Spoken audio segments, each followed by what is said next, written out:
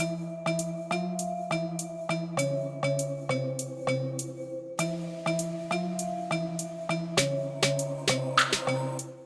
everyone, and welcome to today's webinar, where we'll be looking at the differences between sales and marketing and some strategies to be effective at each. Just a few things before we jump in. We will be recording the session and we'll send out an email with a link to the video so you can have access to the material later. And we welcome your questions, so please feel free to type those in the questions tab at any time. So I'm Hannah Curtis. I'm a coordinator with the North Metro SBDC, and I'm so happy to introduce to you today our presenters.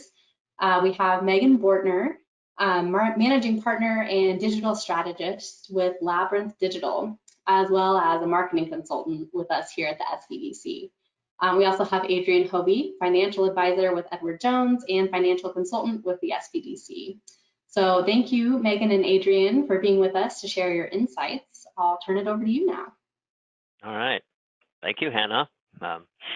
Happy to be here again. I'm sure some of you out there have seen both Megan and I on some other webinars.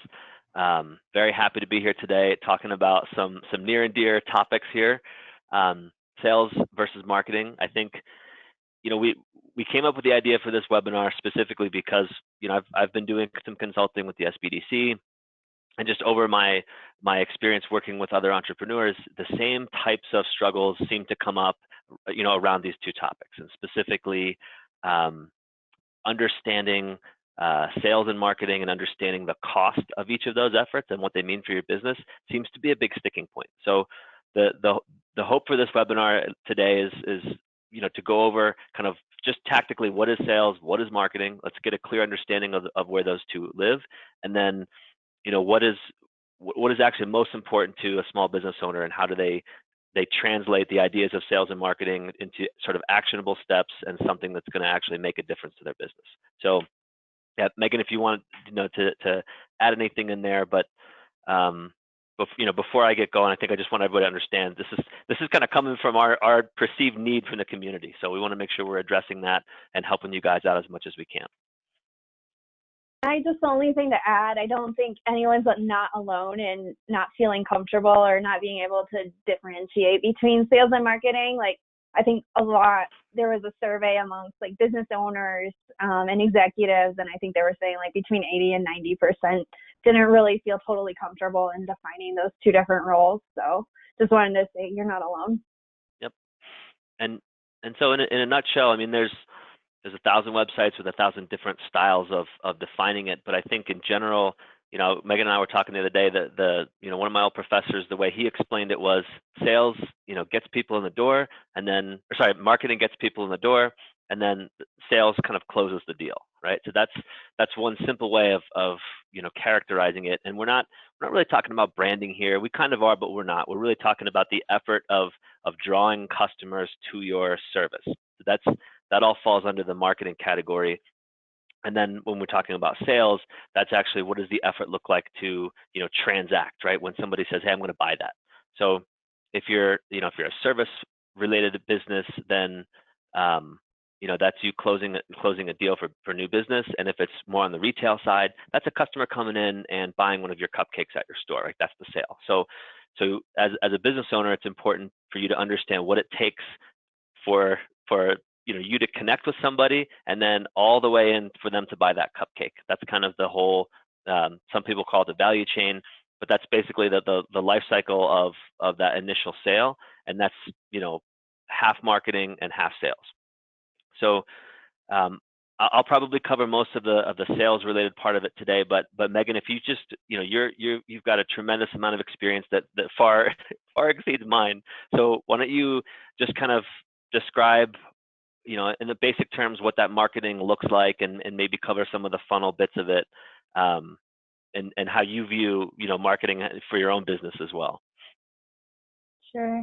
So when I think about sales and marketing, definitely echo what Adrian said. I think of marketing, if you were in a Venn diagram, marketing would be the whole thing and sales would be a little piece of it.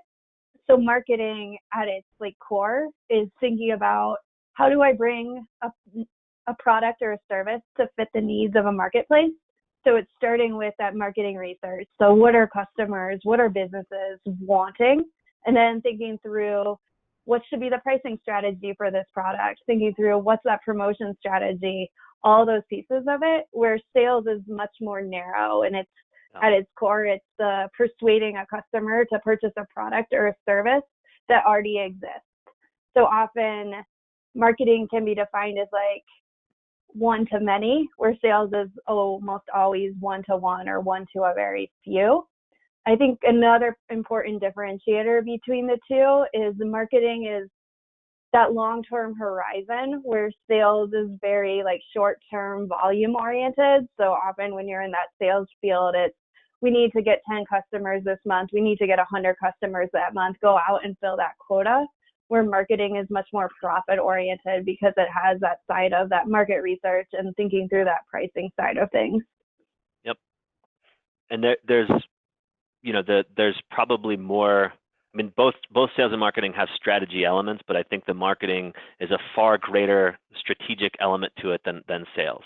Sales is very much activity based, I think, and you can have a sales strategy like how will I sell this product, but I think that's sort of when you don't have a marketing strategy attached to it, it doesn't really make a lot of sense.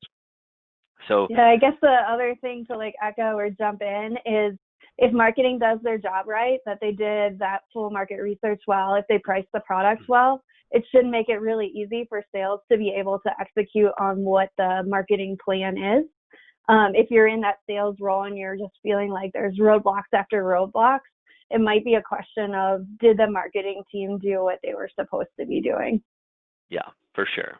And one example might be, just taking that concept and being very basic about it. Say you say your product is tennis shoes, and if you market your tennis shoes to teenagers, and all of your branding and all of your marketing is tailored towards 18-year-olds, and then the 18-year-old walks into the store and the shoe salesman's fitting them up for this pair of sneakers that's $2,000. That's not a sale that's going to happen, because likely that the teenager doesn't have $2,000. And so that's what Megan's talking about when there's a mismatch between, how did you position that product? How did you market that product?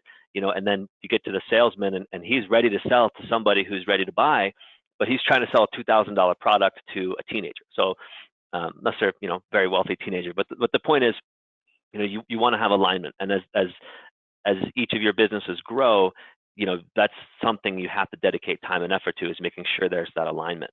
And on the flip side, since we know that a lot of you folks are starting your own businesses, or you're, kind of in that growth phase, sometimes you are the person who is marketing, you are the person who is the salesman, and you're doing all the other business operations. So that's kind of, that's something I want to address a little bit, because, I see this time and time again, and it's a lot of you have done consulting with me and had questions about this. And the situation is, how do you, knowing all the other things you have to do and all the other things you're responsible for, is how do you differentiate between sales and marketing, and how do you spend your time effectively doing each of those? And, in Megan's world, there's a lot of digital strategies that can help you be efficient and help you, manage your time a little bit better and be effective. But I think from a planning standpoint, it's important to understand everything has a cost, whether it's a time cost or an activity cost or a dollar cost, whatever it is. And up front, you're probably paying it. You're gonna pay it yourself. So I encourage everybody to understand with as much clarity as they can the cost that acquires them or the cost that they pay to get a new customer. And you all may have heard that it's more beneficial to the business to keep a customer, because it's always cheaper to keep a customer you have than spend effort to acquire a new one. So we all know that it's very difficult to acquire new customers. And so, my challenge to everybody is to begin to understand what their funnel looks like. And I know I've talked to some of you out there about this, but Megan, do you want to just kind of explain the concept of a funnel, and then I'll take it from the funnel to the actual sale? Sure. So I think kind of going back to the question, even sales and marketing, but I think the thing that's most important is really honing in on who your customer is, or who you want that customer to be. So spending time when you're, for example, we'll start with marketing, on, if you already are in business, looking deeper into what those customers are and what are some of those key attributes. And once you know that answer, then you can build almost lists that look something similar. So you can go out and start looking for people that are similar. So in terms of translating that into the marketing world, once you have that list, you'll do some type of prospecting. So that can be on the digital side, so like ads like Facebook or Google advertisements, or more traditional, that could be targeting someone with a direct mail campaign, or if you had big budget like TV or radio. And then going into further, then it's starting to think about your website, or how are they going to learn more about you once you pique their interest? So what's that content that you want to serve up to them on the website? So that's website experience, and often on the digital side, that can translate into acquiring an email address and like nurturing them to buy from once they've like raised their hand and say they want more interest. So yeah, I guess at its core, marketing kind of starting with looking who you're trying to target, whether that's looking at your current list or if it's doing the research to like kind of test and see who is really that fit for your market, and then getting your message out there through many of the channels that the marketing channels that exist. Yep. And Megan, you said a couple really important things there. One of which, right out of the gate was go through your list of customers, right? Who's buying your product? Because it's happened to me in my business. Megan, I'm sure it's happened to you. But who ends up buying our product is not always who we think it's going to be. That's and your customers will tell you what they want, and they'll tell you, through data and through you just getting to know who's buying your product, they'll tell you what's important to them. So just a simple example would be, if you've made 10 sales in the last month, and that's good for you, then look at who those 10 people are. What attributes do they have in common? What are they, what do they not like about your service or product? Are they going to buy again, do you think? And just understanding what's going on there, and then you can work on tailoring marketing to more people like that. Because going back to the funnel concept, you've got this funnel, and you have to connect with hundreds of people before they've worked their way down into this funnel and they finally become a customer. So that it's not as simple as how I talk to one person, I get a sale. It doesn't work that way. It's probably more like you touch 100 people or 1,000 people even to get to one sale, depending on your business. So going back to what we were saying about cost to acquire a customer, you've got to understand that if you need to reach 1,000 people with some kind of message, right? What does that effort cost? Is that $1 per click if you're doing it digitally? And I'm just being very basic, Megan, sorry, I could almost see you cringing over there about it. Is it whatever that cost is, right? If you build your business through word of mouth, is that 10 personal conversations over a cup of coffee that you've had to get to one sale? So you as a business owner, you really need to fundamentally understand at as much detail as you can what your funnel looks like, because to get to that sale is time and money. And if you're making a budget, and if you're developing a plan, and your plan says it costs you $1,000 to make one sale, and a sale's only worth $100 to your business, you have a business model problem. So those are just kind of some of the high level concepts that come into play here. But I think we want to give you guys some advice and maybe a little bit of kind of real world examples too. So it's not just, a bunch of theory. So I'm full of advice. so I can to kick it off. But Megan, we wanted to say, we know that there's retail businesses out there in the audience right now, and there's service business out there in the audience. So I think I might start with just some service related examples that I've seen in my life personally, and both working with business owners to help frame up some of this. So from a service standpoint, we're talking sales versus marketing. So when you put together that information about your cost, I think I strongly recommend doing that look of your customers, right? Export your Excel spreadsheet, or however you're tracking customers, take a look at all of them and add another column on the spreadsheet that says, what what brought them to my business? Did they click on an ad? Did I talk to them? Did they hear about me from their neighbor? Try to understand what channel brought them to your business, and then try to understand what attributes, like Megan was saying, of your product that they were attracted to, and then figure out which of your various sales and marketing strategies are working the best for you. So if you're in service, for example, and it's a word of mouth business for you, and you've found that all of your customers are coming from you, reaching out and having a personal conversation with them on Facebook, then that's a good channel for you, and it's time to develop a more detailed strategy around that. And if you're on the retail side, and you found that all of your customers are coming from a Google ad that they clicked on, then I think you need to devote more time and resources to that. So at a basic level, those are some different things to do, but I don't recommend a disparate strategy of trying 20 different things, because you're not going to have enough time to focus on any one of them and really develop the full nuanced understanding of how that channel works for you. Agree or disagree? I think in terms of advice, definitely like diving into understanding the customer is really important, just like Adrian's saying. And I am a marketer at heart, but I'm also a little bit of a technologist. And I'd encourage everybody to think about getting some type of CRM, which means customer relationship management. There's free ones out there. HubSpot's probably the one that has like the biggest market share, and also has pretty robust free capabilities. But you're going to want to put your customer information in something that's a little bit more robust than just an Excel spreadsheet.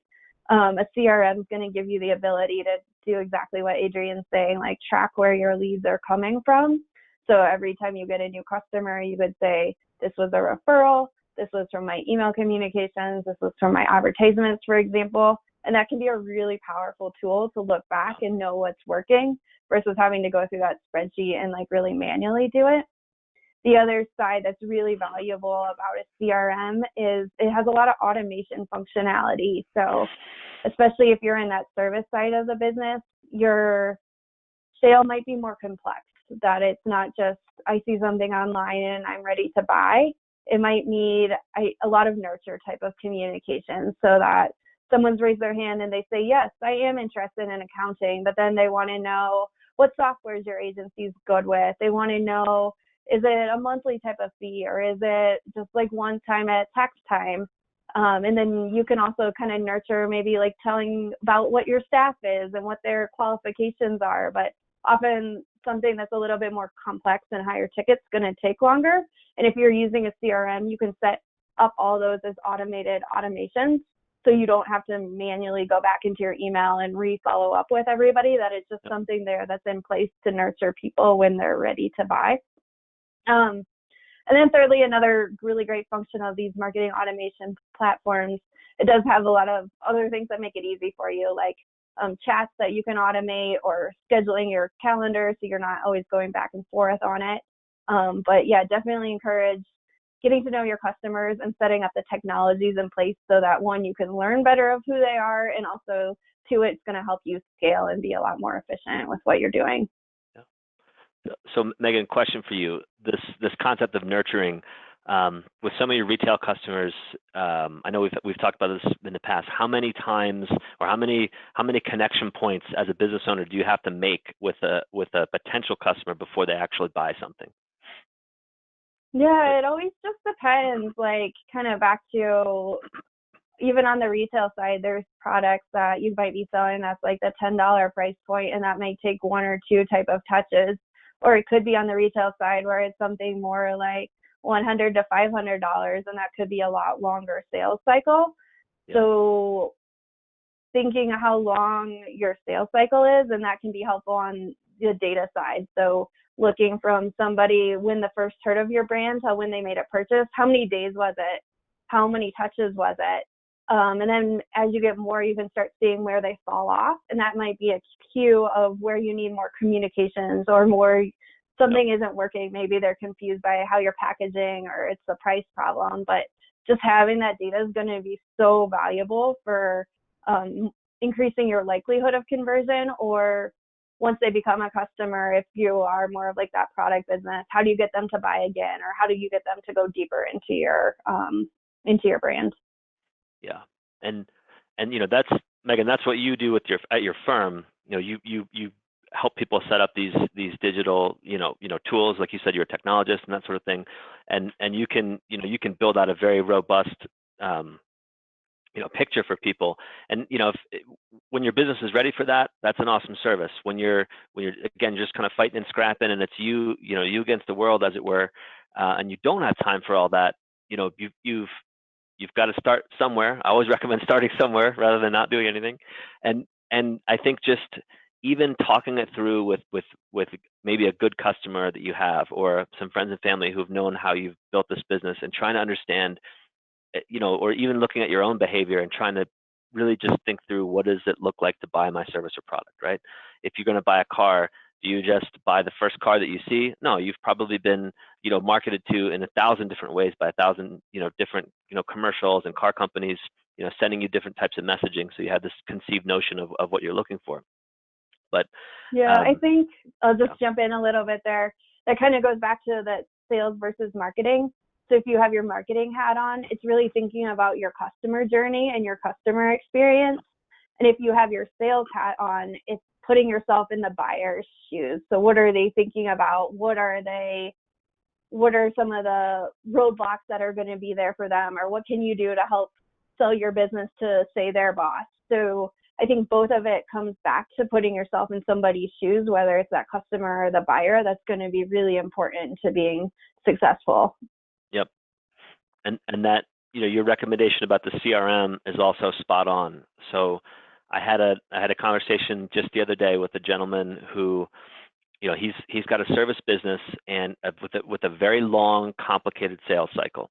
So he will introduce himself to an individual at a larger company, and then have some conversations and figure out, who the decision makers are at that company X. And then he goes in and presents material and proposals and things to folks at company X. And then, several months later, they might be ready or to make a decision. And then he sits down in front of them and, has a very difficult conversation about why they should go with him for this particular service. And then unfortunately, they tell him no very often. And for this guy, it was, devastating every time to hear that no, because he kept planning and planning and planning and really putting a lot of work in, and they would tell him no. And that would be the end of it. He'd walk away disappointed and a little bit frustrated, but then he'd move on to the next one. And I listened to him, tell me the story and tell me what his struggle was. And the missing thing for him was he didn't have a way to continue to engage with those people. I mean, he put in some cases 6 months of work with these folks and adding value at each stage. And then when he got the no, that was the end of it. And I would encourage everyone, whether you're in retail or whether you're in service, to get on board with the CRM, because it's going to help you manage those conversations too, right? It's not just an advertising or marketing platform, but you can also say, hey, I talked to this guy 3 months ago, and you can add some notes into that account and understand where it was 3 months ago, where it was a month ago. And then if they tell you no, no is no that day. You don't know what was going on at that company, what happened that day. None of that's going to be transparent to you. So you never give up. Always keep going if you can. And so the CRM will help you manage that in the several other months to re-engage with that person and say, hey, we had 6 months of good work together. What's new, what's happening, and helps you kind of overcome that and understand that, no doesn't always mean no, but I think just the concept of knowing that in some software has got your back, and you're not going to let things drop, and you're not going to let opportunities die just because you can't manage it. So long story short is CRM is spot on, very important. Do a little bit of research, check out HubSpot, because it is a mostly free tool that could be a game changer for a lot of you folks out there. Cool. Okay, so there's a few examples, some tools. My advice, as always, is don't give up. Don't quit, and don't stop learning about it.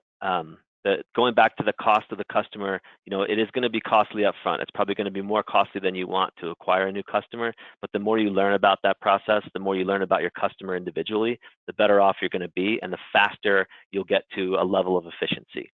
So, with that, Yeah. Megan, go ahead, please. I was going to say, yeah, I definitely think CRM is super valuable on both, depending on your business, on both the marketing and the sales side. I think another tool that's more relevant on the marketing side is Google Analytics. Assuming you have a website and you hopefully put it on your website, just taking the time to get into the tool, and that's going to start to tell you where's the first time someone's heard about your business, like what channels are working for you. And it also has those functionalities of that, like time from hearing till when they purchase. If you set it up right, you'll have all that insight there. So if it's on your website, look at it. If it's not, put it on there. And for me and for my clients, I probably look at it every day or every other day, just because it's a really good indicator of what's going on or if anything's been changing. Yep. Stay ahead of trends if you can. We all want to be we all want to be proactive where possible. Nobody likes to be in that reactive situation. So these tools will help you kind of get back in the driver's seat, as it were. So cool. All right. I think that's kind of mainly the content we wanted to cover. Hannah, can you let us know if we've got some engagement out there from you fine folks in the audience? Yes. Yeah, thank you for that content. It was really helpful. We do have some questions, and for those of you who are listening, as you continue to have questions, keep typing those in the questions tab there. One question that came in, when thinking about your strategy, your marketing strategy, as it relates to your competition, what would you recommend as far as keeping an eye out on what your competition is doing? Do you want to try to mimic that, or do you want to go a completely different direction to show how your business is unique? What would you recommend there? Yeah, so I think competitive analysis is especially important on the marketing side of things. So when you're doing that marketing research, it can be what's the need, like survey type of that, but it can also be competitive. What else is out there? Where's their white space opportunity? And as you're in business, we always are trying to do new little tactics to try and do something better. So if you're seeing something coming from a lot of the competitors, that could be an indication that it's working, and maybe you want to test it, or maybe you want to see what they're doing and try and like take it a little bit unique. It's like maybe everyone's running some type of discount. Is there a way you can do it a little bit different, or just like using it as cues as a starting point? But I don't think it's not always good to be in the copycat type of position, but keeping a healthy lens of what's going on the competitive side can be like good new things to test into your marketing strategy in terms of tactics. Yeah, spot on. I would add to that, just understanding your own value proposition is kind of, how you understand yours in relation to everyone else's marketing, right? So again, classic examples are automobile marketers. The people who are going to buy a Lexus are not necessarily the people who are going to buy a Honda. So the offerings, the exposure, the principle, the placement, the packaging, all of that's different, right? And they're going to do, they're both making cars, so that technically they're competitors, but the value proposition of a Honda is not the same as a value proposition of a Lexus. So before, you should definitely know what your competition's doing, what they're up to. But I think if the more you know about what your own value proposition and what that means to your customers, the more clear your own marketing is going to be, right? So you don't need to go after, if you're selling a Honda, you don't need to go after the Lexus people. You don't need to do what they're doing from a tactical standpoint. I mean, their ads may be beautiful and things like that. You might want to work towards having cool ads like that. But the point is, if you're directing your efforts to your customer because you know them so well and you're true to the value proposition, that's really gonna make it clear what you need to do, and that's, like Megan said, know what's happening out there and feel free to test some of those things. But it all comes down to know who you're talking to, how you're talking to them, and what decision-making criteria they're going to use to buy your product, so that your value proposition resonates. Great, thank you. That's really helpful. Sure. Another question that came in, we all know businesses have had to make a lot of adjustments and pivots during the last 6 months. Do you all have any examples of clients you've worked with that have done this well as it relates to their marketing and sales strategy?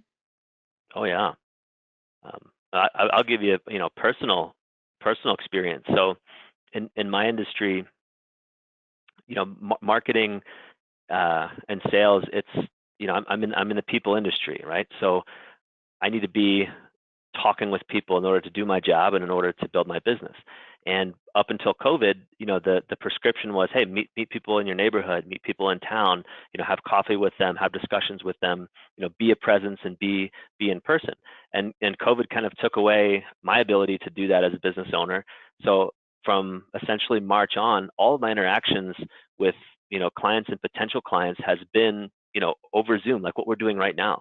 So for me, my entire business model has changed. The way that I find people, the tools that I'm using, and the way I'm tracking it is completely different. So, I don't know if that's answering the question specifically, but it is possible. And the pivot for me was to go away from finding ways to introduce myself in person physically, and to using tools like LinkedIn to say, to put my own personal brand out there and to be able to connect with people digitally. And the best advice I could give anybody who's in that service industry like that is to make sure that you have a brand, right?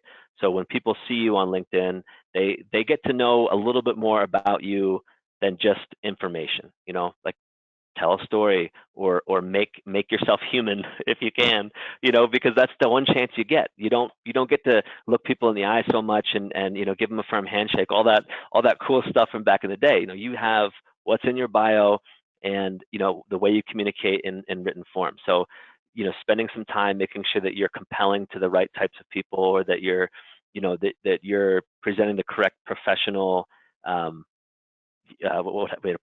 what have you, professional demeanor, I don't know, whatever the word is. But anyway, that's personal experience for me. So I'm right there with all of you guys. It happened for sure, and I don't know when I'll get to go back and spend a lot of time meeting people in person. But for me, we've gone 100% digital, and it's embrace or die, basically. Yeah. Yeah, on my side, most of the clients I work with are e-commerce businesses that sell products. And they're in a lot of different types of industries, but one of the most obvious impacts of COVID, one of my clients is a home gym, and home gym equipment's been probably one of the highest demand things for consumers in this time of industry. So they ran out of stock of almost everything, and they've had to change their marketing strategy from even trying to get people to the website to really thinking about how do we keep nurturing these customers, because they had to wait a really long time to get their equipment, as well as how do we keep them still engaged with the brand when we don't have very much to sell. So it's been like totally like flipping marketing on its head. Instead of like trying to find customers, there's almost too many. So really trying to rethink, how do you still build a brand when you don't really have very much to sell? So that's been a totally different strategy because of what's happened with COVID.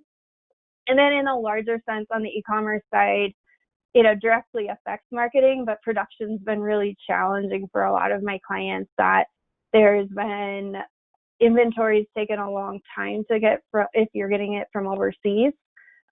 So it kind of goes back to, how do you message that to your customers when on the production side there's a lot of hiccups that are going on. So yeah, it's been a little bit more nurturing, and being more transparent has been like kind of the outcome of what's happened because of COVID for the e-commerce space. Yeah. And sorry, I'll just throw one more example out there, because it was a webinar we did early on in COVID, where we were looking out to the business community here locally and saying, hey, what are you guys doing? What pivots have you had to make? And just everybody remember Brews Beers. the brewery down there, south end of town, where, you know, again, their industry upended. People can't come in and buy a beer anymore. So they started canning and really changing essentially parts of their business model to adapt very quickly. So, and of course, there's a sales and marketing element attached to that. But there are local examples too of people who have just, you know, had to go in directions that they never planned on going, and finding success as well. Mm-hmm. I think even regardless of industry, I think the importance of a digital strategy has been obviously highlighted because of COVID. Yeah. So there might have been businesses that had things in place, but really maybe it's hiring a little different or prioritizing a lot of different initiatives. Just really being digital first has been a trend that I've seen, whether it's enterprise or all the way down to the smallest size of business. Yep, 100%. Great, thank you. That's really helpful to hear examples, real world examples. Can sometimes get our gears going with how to implement that in our own businesses. So really helpful. Another question comes in, and it's kind of a scenario question, but they're asking about, their business model is set up such that they have partnerships and sponsorships, but they also have direct customers.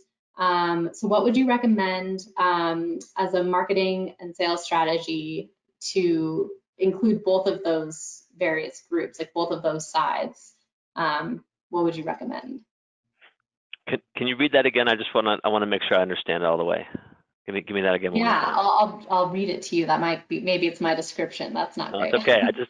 There's a lot going on there, so I want to do my best to do it justice. So they write in, they say, I have a business model where one of our revenue streams are customers who are not the ones taking in the service. They're teaching people about their service, but they aren't the ones paying for it. It's being sponsored by someone else. So do you have any recommendations on the marketing strategy to play to both of those groups for the single service? Got it. So if I'm hearing the scenario correctly, you as a business don't really have direct contact with the customer. It's the partners that have direct contact. If I hear that correctly, I would try and reach out to the partners and really get insight into what the customers are telling the partners of why are they signing up for this service or why are they buying this product, so that you can get some of that insight back to you, and that's going to help you be able to work better with the partners going forward. If you really are removed from the end customer, trying your best to get those type of insights is going to be super important. Yeah. And echoing that with what partners are successful and why are they successful versus which ones aren't. So I'd be, just like what Megan said, when you're having those conversations with them, figure out why their ability to succeed or fail is, and then stay focused on, in all honesty, stay focused on the ones that are doing it right, and then help the people who aren't doing it right along by sharing some of those lessons learned. And there's a lot of, I've done a lot of these type of questions where the end customer isn't always who you think it is. If you're, say, a recruiting agency, right? You can have a business model where you need to get talent for companies, right? So you have a customer who's sort of a job seeker, but really oftentimes the person paying the bills to you is the fellow at the company or the lady at the company who's going to hire your particular job seeker. So that's a different customer with a different value proposition that you have to make to them. So there are definitely many industries where you've got to manage that that push and pull between two different customer segments. And I'm just being blunt, but I would also, if one of them is paying your bills, then that's one that you really need to pay attention to. If you have 4 or 5 different customer kind of relationships, then look at what's generating revenue for you and make sure that you're addressing that, because a lot of times you seem they're maybe a little bit less fun of a customer, as it were. I'll just leave it at that. I think if you're in that industry, you know what I'm talking about. Great, thank you. That's really helpful. This next one is, what's the best first step a small business could take today to jumpstart their marketing plan? I think it really depends how far you are in that process. So if it's to start and you are a business that is just an idea, I think it's really spending a lot of that time on the marketing research. So really spending time on the marketing side. So really trying to own in what's the need out there? What do customers potentially want? And then maybe that competitive analysis, like we talked about, what is going on what are competitors doing? How are they pricing their products? And that's really going to be key information that guides you in terms of what channels do you want to try to reach your customers? What should your price point? Is there a discount type of strategy? So I would say start with the research side of things if you are nowhere, if you're at almost ground zero. If you're a little bit further, but maybe you haven't sat down and put like pen to paper in terms of your marketing plan, I would recommend going back to the data. So if you have that CRM, going into that and seeing where's your current business coming from, or looking into your Google Analytics, how is your website getting traffic to it today, and using that as a jumping off point for building your 2021 planning. But I think the theme is that both Adrian and I have been trying to share with is going back to the data, whether that is primary data that you actually have and it's true about your customer, or if you're still at a really small scale, looking out and looking at that secondary data of whether it's competitive research or reading trends and things like that. That's going to be a really, really good guide for where you want to go. Yeah. And all of what Megan just said is another name or another way of just saying have a plan and a strategy. And that to me is the best way, exactly doing that, because there's no magic bullet. There isn't one way that you could say to every business owner, do X, and that's going to have the most impact on your business, right? That we all want to hear that, but that just doesn't, and it's my experience, it just doesn't exist.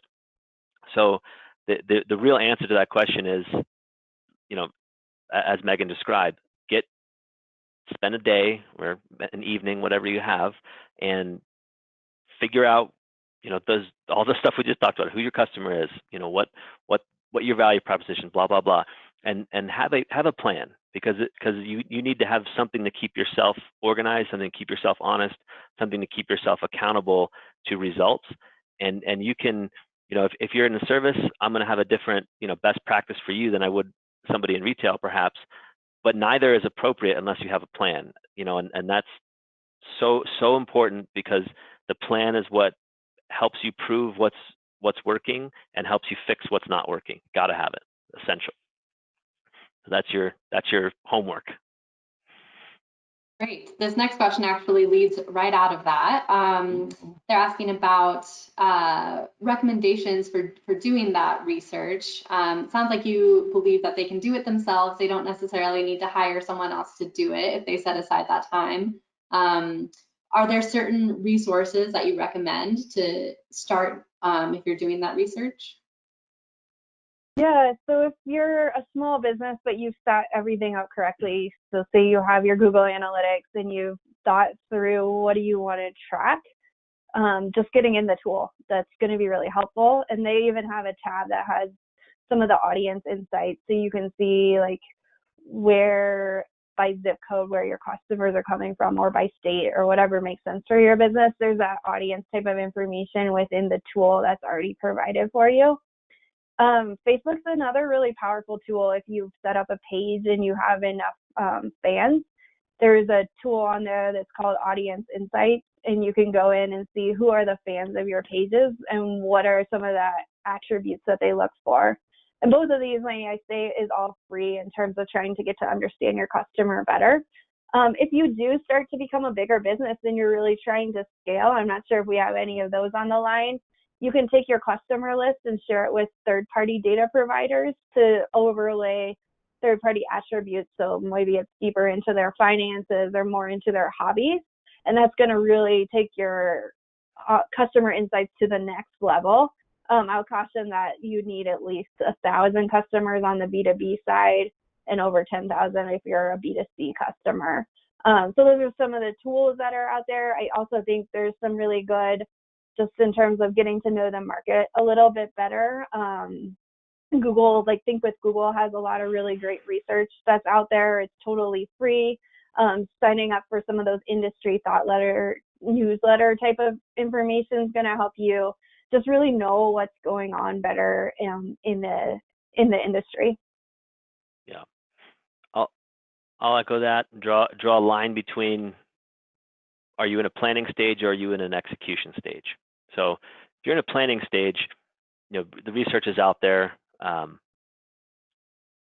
That's a different level of effort. I think you're acting in hypothetical, and you just really, you need to do your best to find out, what information there is about your customer and your industry, and we would all go to the internet first for that. And that's a great engagement point for an SBDC consultant, honestly, because there's so many different ways to do it, and there's so many different resources that it would be hard to just say, oh, here, do this. But certainly some internet searches and getting the concept together, that's in everybody's wheelhouse. I promise you can do that. When you're in the execution phase, then things are a little bit different. And again, depending on your industry, I'm a proponent of if you make one sale, you're in business, right? So if you're in practice and you've made your first sale, then you already have data. You've got some. It's not a lot. I'm not going to draw statistical conclusions or anything from it, but the idea is that you can anchor around that 1 or 2 or 10 or 20 sales or whatever, and then start there and really learn what has worked, and dedicating effort to figuring out what works is very important. So if you're in the service industry like me, and I need to connect with people, say on LinkedIn, I make a repeatable process that I can decide if it's going to meet my business goals or not. And if it works one time, I am usually confident that it will work again. And at that point, just do I scale this up? Can I scale it up? Is the rate of customer acquisition going to meet my business goals? And that's all information you'll have to test over time. But again, it goes also back to having that plan that you're able to say, I'm focusing all my efforts on these 2 channels, and if it's either is or is not producing the results I want, you have to change. So, yeah. Great, thank you. A viewer also typed in that Denver Public Library has some great small business resources for research. So another great place to try out if that's the stage you're in for research. Yep. Great. Well, those are all of our questions for now. Adrian, Megan, do you have any last words or advice you want to leave the viewers with? I do. I want to give everybody a recommendation, because we're talking sales and marketing, and this is more on the marketing side. But I encourage everybody to go to the Denver Public Library or Front Range or wherever you're at and pick up a book called Storynomics. I recommend this to everybody who has marketing questions, or who this is more, I think, relevant when you're in the planning stage. But the concept is that people think in stories. People think in kind of more larger context than attributes these days, right?